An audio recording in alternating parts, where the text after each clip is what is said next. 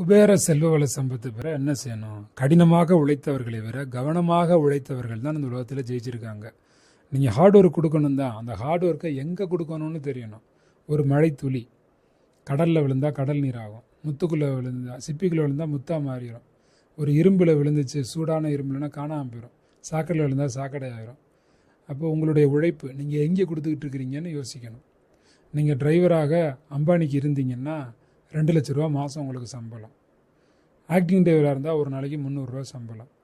உங்கள்கிட்ட என்ன ஸ்கில் இருக்கோ அந்த ஸ்கில்லை எங்கே காண்பிக்கிறீங்க அப்படிங்கிறது ரொம்ப முக்கியம். அது காண்பிக்கப்படும் இடம் எது? உங்களுக்கு நல்லா இட்லி சுட தெரியும், எந்த ஸ்டார் ஹோட்டலில் இட்லி சுட போனால் உங்களுக்கு சம்பளமே வேறு, சாலையோரத்தில் இட்லி சுட்ட சம்பளமே வேறு.